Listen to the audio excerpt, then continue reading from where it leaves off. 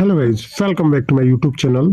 तो दोस्तों, आज मैं लेकर आया हूँ आपके लिए टॉप 10 जीके क्वेश्चन और study hack for student. Okay, आज मैं आपको बताऊंगा कि कैसे याद करते हैं कि ज़्यादा समय तक आपके माइंड में वो बना रहे। ठीक है, तो थोड़ा सा देखिएगा। क्वेश्चन स्टार्ट करने से पहले हम आपको बताने जा रहे हैं कि याद करने का ट्रिक्स क्या होता है। तो पहला ट्रिक्स है कि बार बार चीज़ों को लिखे, बार बार चीज़ों को लिखे, लिखे। इससे क्या होगा कि अगर आप बार बार लिखते हैं ना, तो क्या होता है कि आपका माइंड है ना, उसको कैच करने में बड़ा आसानी होता है। ठीक है, वे आसानी से कैच कर लेता है कि हाँ, इसका आंसर ये हो। ठीक है, जैसे अगर हमें किसी प्लेस का नाम याद करना हो, जैसे कुछ भी हो, जैसे कोई इरेस्टेस्टनीज नाम है, इरेस्टेस्टनीज।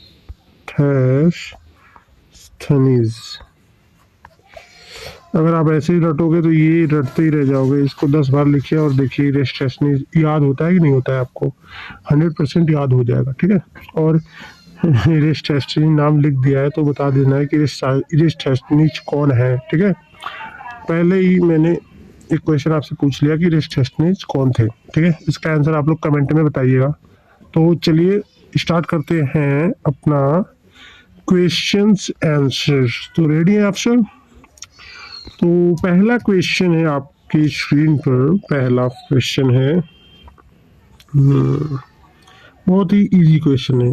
जो इंडिया है, भारत में सबसे अधिक रोजगार देने वाला क्षेत्र कौन है? ठीक है, तो भारत में सबसे अधिक जो लोगों को जॉब देता है वो क्या है? तो पता है क्या है? ये सेवा क्षेत्र नहीं है, औद्योगिक भी नहीं है, खनन भी नहीं है, सबसे ज्यादा कृषि है। इसलिए कहते हैं ना, हमारा भारत एक कृषि प्रधान देश है। ओके, इसका इकोनॉमिक्स पर बड़ा असर पड़ता है हमारे कृषि का। ठीक है, तो option number B is the right answer. Okay, चलिए अगला क्वेश्चन स्टार्ट करते हैं। तो अगला क्वेश्चन है आपका, अगला क्वेश्चन है, मानव शरीर में लाल रक्त कोशिका का निर्माण कहाँ होता है? लाल रक्त कोशिका को इंग्लिश में क्या कहते हैं? तो इसको कहते हैं RBC। RBC, इसको कहते हैं रेड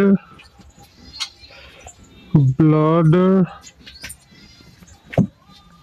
सेल या कार्पल्स भी कहते हैं। सेल की जगह कार्पल्स होता है।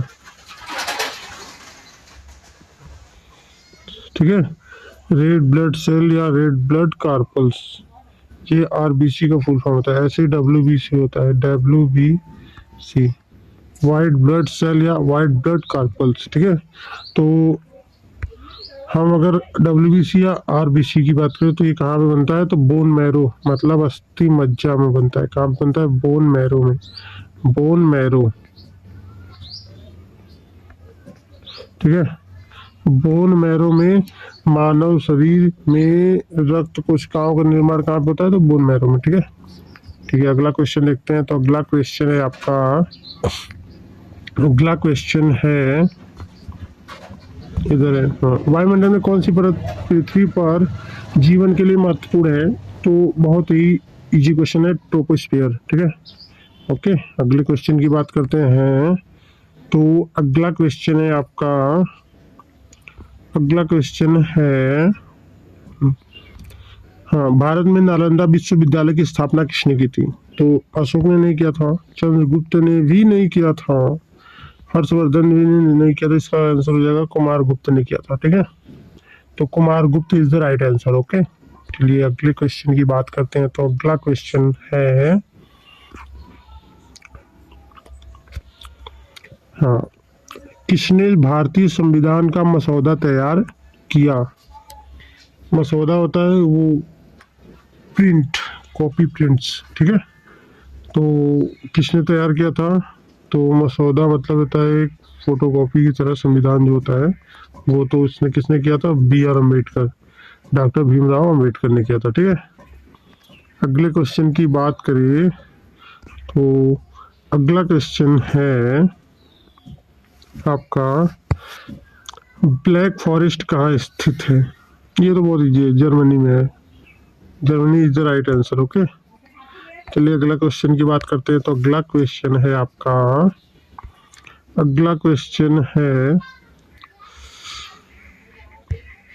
हिमालय पर्वत श्रेणी किस प्रकार का पर्वत है? तो एक देखो भ्रंश होता है, एक वलित होता है, एक अवसादी होता है और एक ज्वालामुखी होता है। तो ज्वालामुखी विस्फोट होती है, उससे पर्वत जो बनता है, ये गलत हो जाएगा। ठीक है, ये भ्रंश मतलब गलत हो जाएगा। वलित मतलब होता है ना, ये लगातार बढ़ रहा है, अभी भी हिमालय पर्वत बढ़ रहा है लगातार।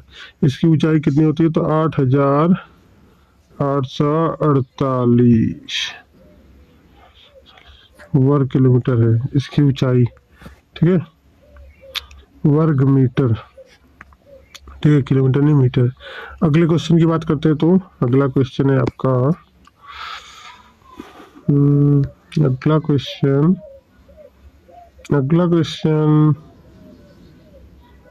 है कंचनजंगा चोटी किस राज्य में स्थित है? बहुत इजी, सिक्किम में। ठीक है, अगले क्वेश्चन की बात करते हैं। तो अगला क्वेश्चन है कंचनजंगा हो गया।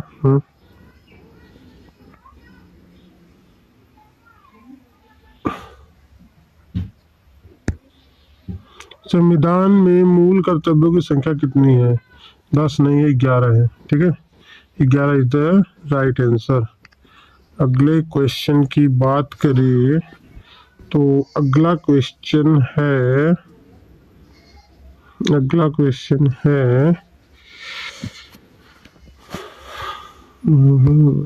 भारत का पहला बैंक कौन सा था?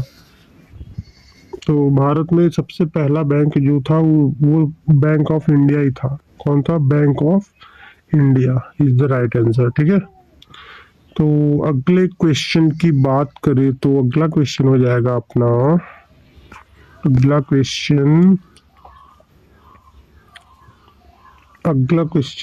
हो जाएगा इधर।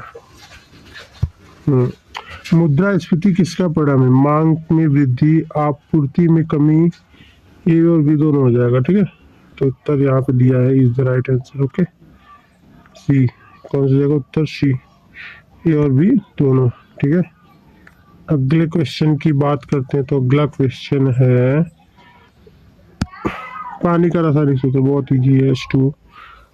ठीक है, अब आप सबको बताना है कि भारी जल का रासायनिक सूत्र क्या होगा? भारी जल का रासायनिक सूत्र क्या होगा? ठीक है, इसका आंसर आप लोग बताइएगा। और अगले क्वेश्चन की बात करें तो अगला क्वेश्चन है आपका, ये बहुत इजी क्वेश्चन है। कह रहा है कि एक कुर्सी को, देखिए जो मैं क्वेश्चन यहाँ पे करने वाला हूँ बिना फार्मूले का करने वाला हूँ। अगर आप सबको फार्मूले से करना है तो आप लोग फार्मूले से कर लीजिएगा, नहीं तो मैं ऐसे ही बताऊंगा बिना फार्मूले का। इसमें कोई फार्मूले की कोई वैल्यू भी नहीं है। ठीक है, अब देखिए 10% दिया है, किसकी 10% की हानि होती है। अगर 10% को फ्रैक्शन में लिखे भिन्न में तो हो जाएगा 10/100 हो जाएगा ना। अब बताइए, जैसे कि अगर मैं 1 से ये काट दूँ, ठीक है, तो हो जाएगा 1/10। ठीक है, मतलब कि अगर हमने कोई वस्तु 10 रुपये खरीदी है तो हानि हुआ है तो 9 रुपये में बेचा है, मतलब 10 में से 1 घटा दो, यहाँ से 10 में से 1 घटा दो, 9 हो जाएगा। और हानि कितने की हुई है? तो 873 रुपये। कितने का? 873 का। तो यहाँ से 9 की वैल्यू 873 है, तो 1 की वैल्यू कितनी हो जाएगी? तो 1 की वैल्यू हो जाएगी 9 9 अब 10 की वैल्यू पूछा है तो 97 गुणे 10, 970 कहाँ पे है? पहला आंसर। ठीक है, 970 इज द राइट आंसर। अगले क्वेश्चन की बात करते हैं। तो अगला क्वेश्चन आप सबके लिए ये होमवर्क है, बहुत इजी क्वेश्चन है। इसका आंसर क्या आएगा? चलिए आंसर भी बता देते हैं, 12 आएगा। आप लोग लगा कर दिखाइएगा, ठीक है। Thank you so much.